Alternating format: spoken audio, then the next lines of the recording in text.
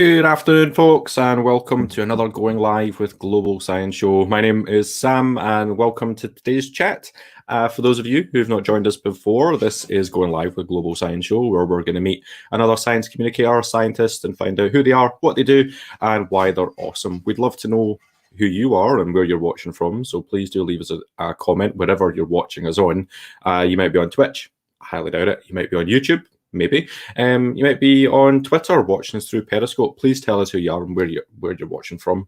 I usually talk about how I've got a cuppa, but the cup's empty. I've managed to get through a very strong coffee in a very short amount of time, so I might speak really quickly over the next half an hour. And the half an hour will go really, really quickly. We have an amazing guest today. I'm really excited to chat with them. It's going to be really good. We're going to talk about science communication. We're going to talk about video games. We're going to talk about staying in your lane. So please welcome to today's chat. It's Dr. Jazmin Scarlett. Hello. Hello. How are you? I'm okay, thanks. How are you? Yeah. Well, as I say, I've finished the coffee far too quickly. So yeah, we'll see how it goes. Thank you so much for coming to have a chat with us today. That's all right. Thank you for having me. So I'm going to start with a question that I always ask, which is, who are you and what do you do? Okay, so I'm Dr. Jazmin Scarlett. I'm a historical and social volcanologist, but currently I have two roles. I'm a research assistant and also student support administrator. So you said social volcanologist. What does that mean? What does that involve for those who don't know? So social volcanology essentially looks at volcanoes, particularly the volcanic hazards and their behaviors, but how those hazards impact people. So a lot of it is a mixture of basically physical volcanology, but then also like social sciences and like anthropology and geography and human geography, for example. And for me, in my past research, it has been basically talking to people and then also going into archives to look at what people used to write about volcanoes. So a good mixture between kind of field work and kind of archival work. Right. Big question then. What's your favourite volcano? I always get it's Kikum Jenny, which is a volcano, submarine volcano, so it's underwater volcano off of the coast of Grenada in the Caribbean. Mainly because of the name, because it's just such a cool name for a volcano, Kikum Jenny. Where does that name come from? So we think it's actually associated. So Jenny in the Caribbean, it's actually another word for a donkey. And the volcano, when it does increase in activity and erupt underwater, it does make the seas around it very turbulent. So it's like basically like boats. Like it's basically there's like a permanent exclusion zone around it because the seas are so rough around it. So we think it's associated with like, for example, like the donkey like kicking and stuff like that. I really like that. Yeah. It's one of those things with Am I right in saying that most volcanoes are actually underwater? Or Not well. no? There's a good few of them, but we've got over about 1,500 active volcanoes in the world, Right. and those are either on land or underwater. Okay. And like a volcano like that around like Grenada, like Grenada is quite a small island as well, isn't it? Like so, it's quite an impactful thing to be there. Oh, pretty cool. Yeah, sorry to put you on the spot with what's your favourite. It's all right. Not an easy thing to answer because there's so many cool ones. Another question I always ask is, how have you spent your pandemic? What have you been up to? So keeping busy, really. So I am quite an introvert, so I'm actually kind of okay in terms of when it comes to socialization. So in terms of limited face-to-face contact, I've been fine. But I do live with my dad, so I always see my dad every day. So there's that.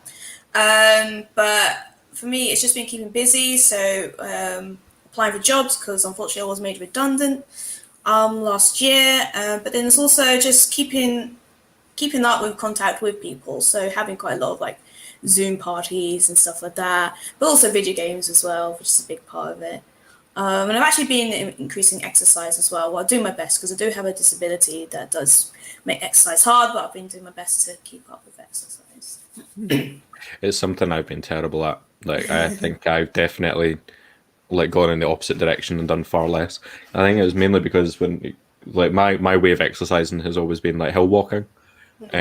So having that kind of taken away for a while has been really tough. But 26th of April, apparently in Scotland, is when we'll be able to start doing things like that again. We're going to come on to video games in just a second, because that's also like been a big part of what's kept me going throughout the past year. But you're also a podcaster, is that right? Yes. Can you tell us a little bit more about that? Because Yeah. I'd love to know. Yeah, so this podcast idea with Dr. Jazmin, it came about in 2018, but because we were both finishing our PhDs, and then when I finished my PhD, I became a lecturer, there was just not enough time. But then, strangely enough, the pandemic allowed for time to actually put work into it. So we launched it officially last year.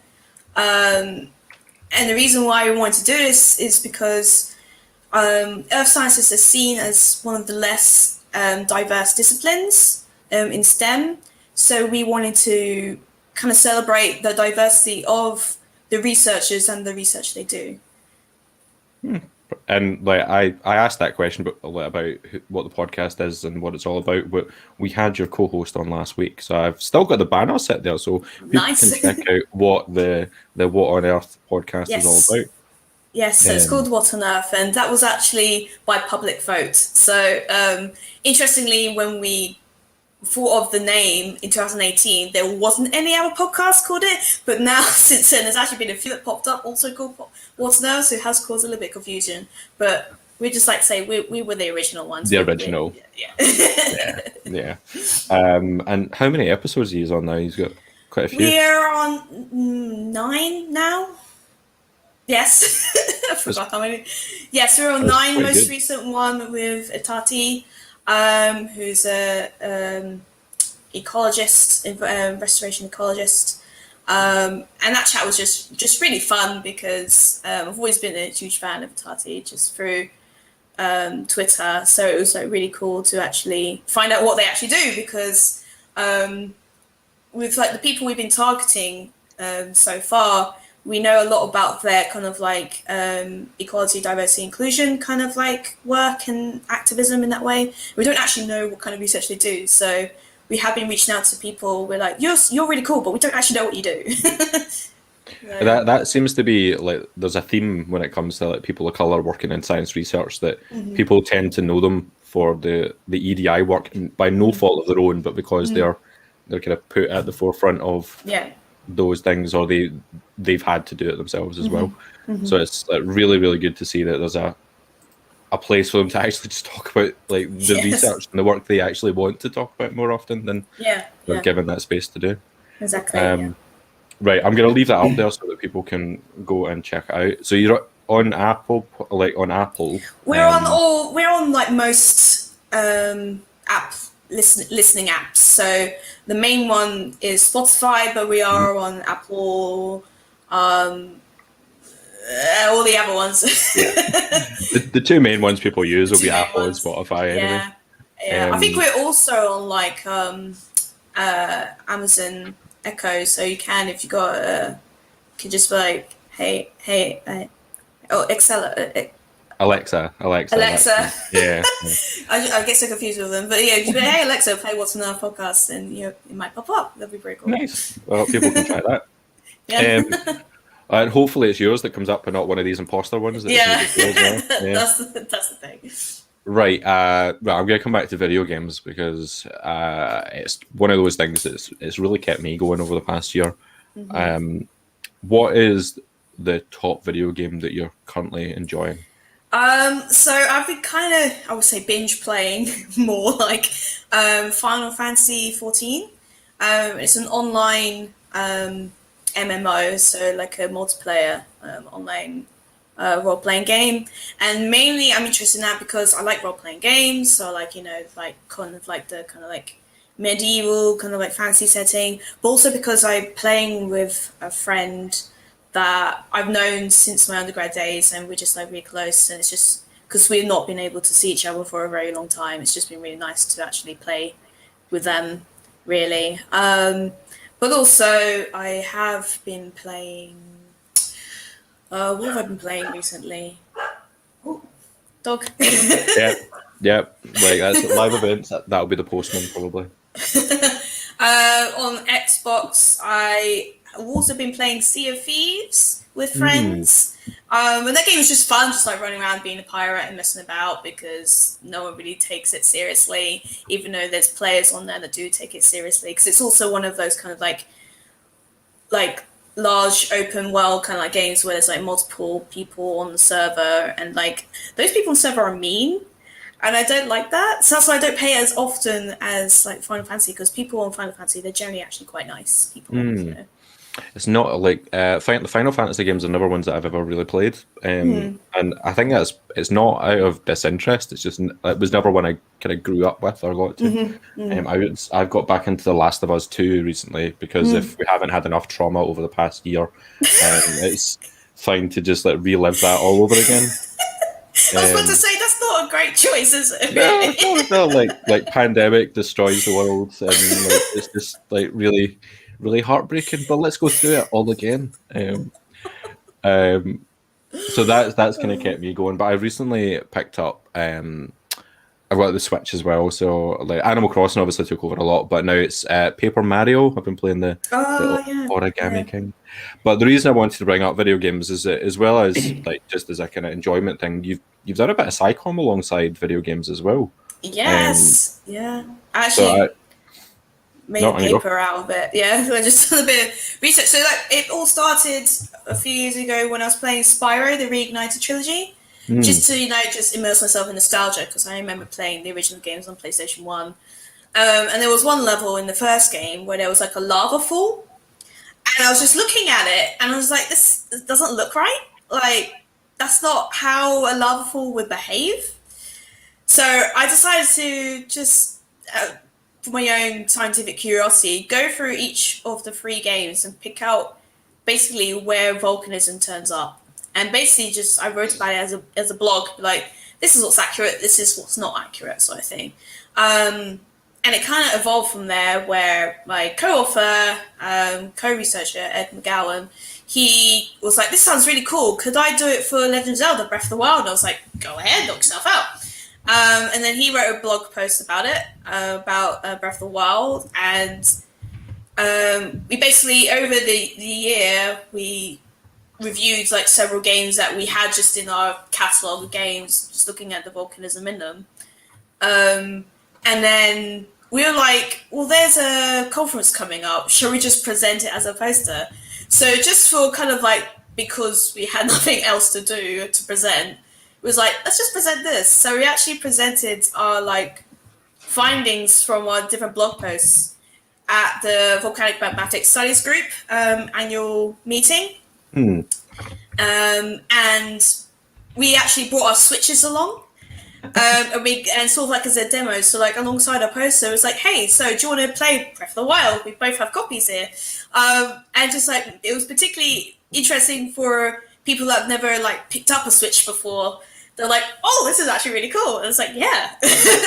And we were just like walking them through, it's like what is accurate, what is not accurate. And because they were also volcanologists as well, they could also be like, actually, yeah, that doesn't look quite right. Or I was like, actually, no, that's quite good. And then people were just like, you should write a paper about it. So we're like, okay. So that's basically what we did last year because of the pandemic. So that was one thing that kept me busy as well, was writing this paper. And it officially got published earlier this year in Geoscience Communication. So it's open access. And yeah, it was just a fun paper to write, because how often do you, for science, talk about your hobby? It's like, it's not often you get to do that. So I was like, this is really cool. It was really cool, like a really nice way to bring those two kind of interests together. I've on Twitter, I've just linked people to the paper. I think it's the open access one. If I'm wrong, then we'll get you the right one if you want to read it later on. to give spoilers away for the article itself, for the paper, sorry. What games are the most realistic in terms of the volcanoes that have been represented? No game is truly realistic. But the closest one for me personally, I think, was Shadow of the Tomb Raider. Okay. I say that because it's the only game that we reviewed actually features lahars, which are volcanic mud flows. And they actually did the mechanics of it quite well that reflects how they behave in real life. It wasn't 100% accurate, but they did a pretty good job. And also just kind of like how it was featured in the story, even though it was only a sequence of the story, just how it kind of built up to this volcano erupting in Shadow of the Tomb Raider. I was like, that's okay, that's pretty decent. But I suppose this is where me and Ed would have disagreements of which game is the most accurate. But that's fine. But I would think, personally, for me, it's Shadow of the Tomb Raider.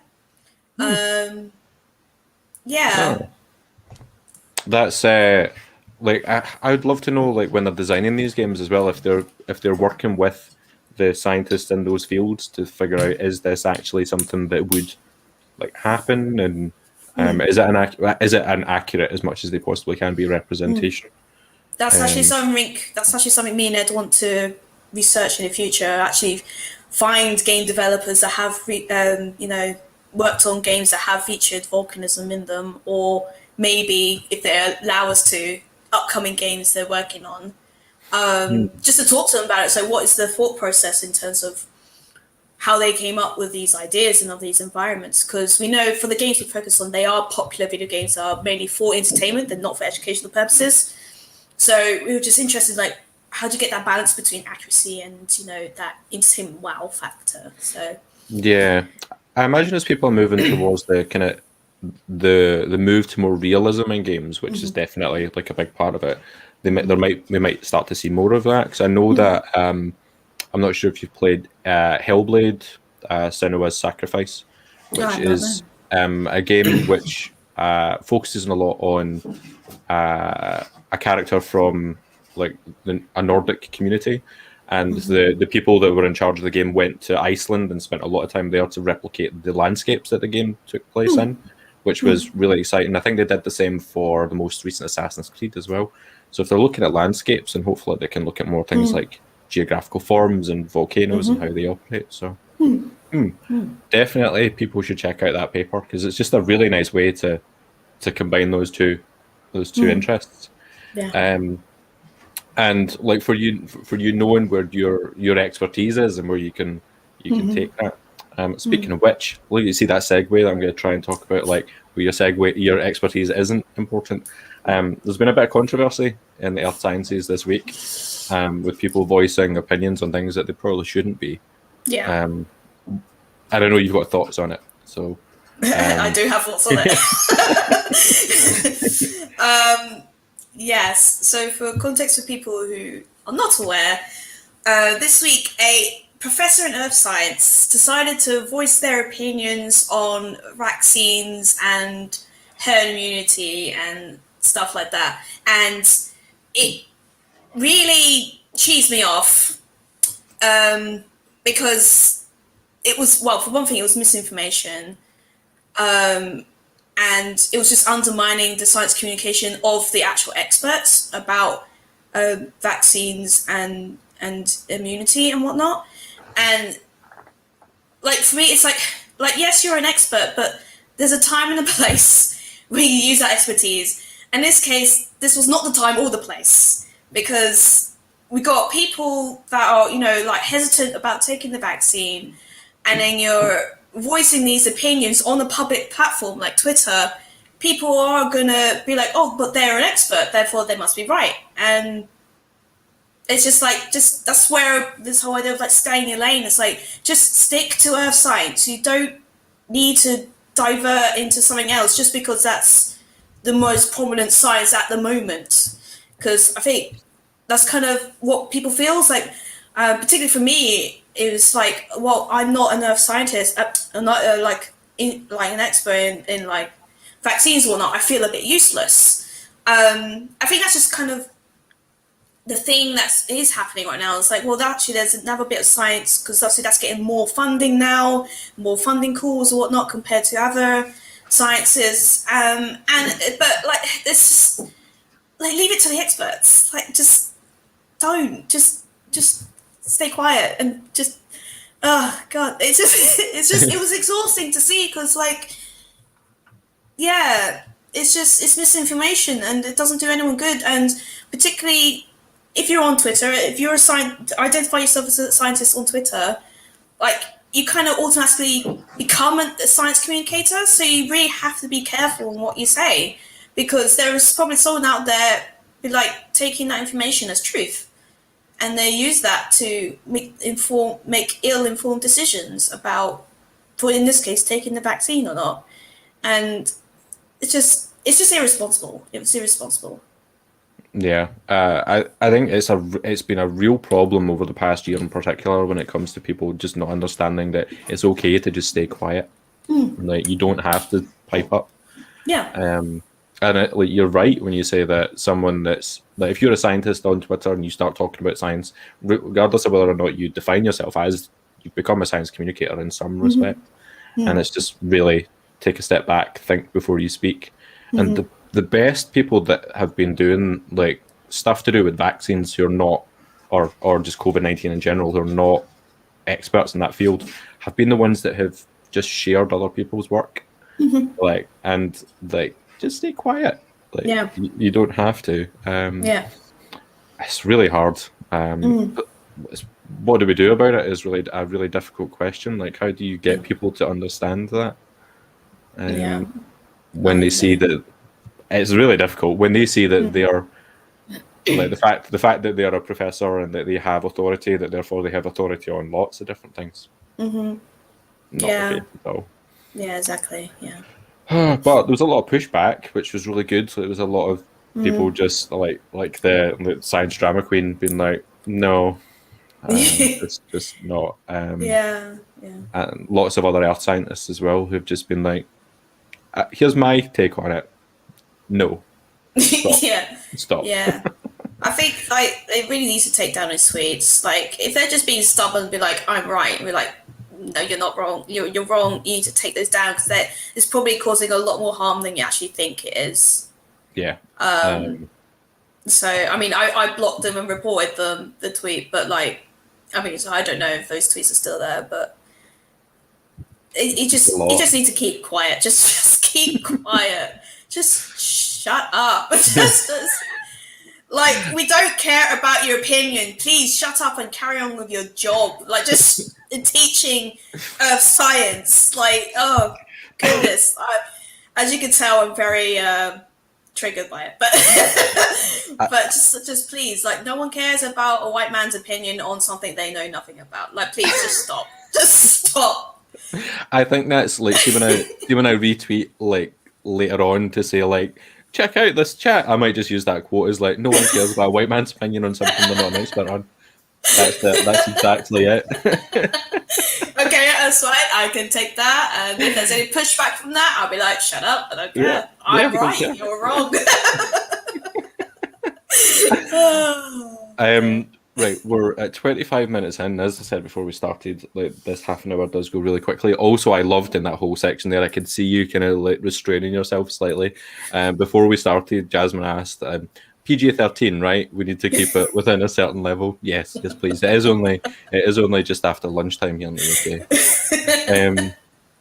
Thank you so much for coming to have a chat with us. It's been an absolute delight to have you here. And then something that I like to ask, and it's a fairly broad question, so please don't worry if you don't have an answer to it, is when it comes to science communication, for people who are very, very early on in careers that are interested in doing science communication, would you have any sort of tips or pieces of advice that you would give to anyone that's interested in SciComm, in whatever form that comes? I would be yourself. So I'm quite well known for being quite grumpy and just voice my opinions and speak truth. So I would just like be yourself. Like, if you want to form sort of like a brand, then being yourself is a form of brand. So I would do that. I would also take the time to do your research. So if there's something you're not clued up on, it's okay for one to admit that. But then if you really want to talk about it, do go away and do the research. There are definitely other people out there, other experts you can speak to, which is clearly something the professor didn't do. But like, you can do that. And like, because like we're all here to help each other, and like we love to like help one another.